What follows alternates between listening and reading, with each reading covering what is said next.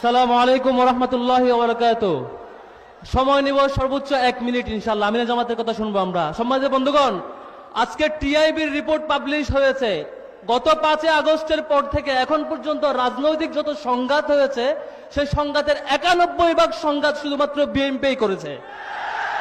শুধু এইটা না, আপনার এখন পর্যন্ত গত জানুয়ারি পর্যন্ত হত্যাকাণ্ড করেছে 273 জন মানুষকে তারা খুন করেছে।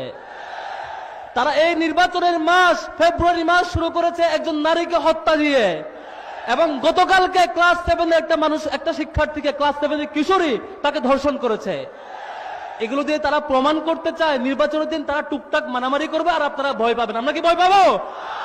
এই বাংলাদেশ যেখানে শাহজালালের জন্ম হয়েছে, আমরা আবারও শাহজালাল রূপে ফিরে আসবো ইনশাআল্লাহ।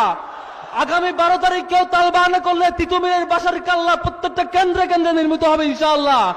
সম্মানিত বন্ধুগণ, কথা বেশি বলবো না। লাস্ট সেটি হচ্ছে, আমাদের এই পুরো সময় জুড়ে তারা একটা নব্য ফেসিবাদ কায়েম করার চেষ্টা করছে।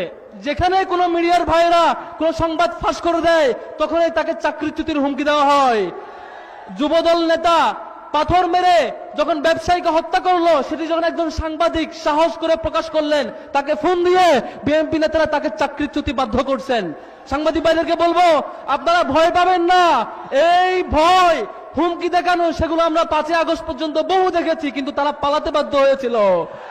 আগামী 12 তারিখ এ ধরনের নব্য ফেসিবাদের কোন আচরণ লক্ষ্য করলে, কেন্দ্র দখলের পরিকল্পনা থাকলে, প্রত্যেকটা যুবক ইনশাআল্লাহ তিতুমির হয়ে ফিরবে। এবং আমরা ডাকসুতে যেটা দেখেছি, সর্বশেষ জকসুতে যা দেখেছি, আগামী 12 তারিখ দাঁড়িপাল্লার ভোটের মধ্য দিয়ে তার চূড়ান্ত বিজয় ইনশাআল্লাহ দেখাবো। সম্মানিত বন্ধুগণ, আবারও বিনীত রিকোয়েস্ট, প্রথম ভোট হাতে, দ্বিতীয় ভোট কোন মার্কা? কোন মার্কা জিতবে এবার? 12 তারিখ সারাদিন ইনশাআল্লাহ। আসসালামু আলাইকুম ওয়া রাহমাতুল্লাহ।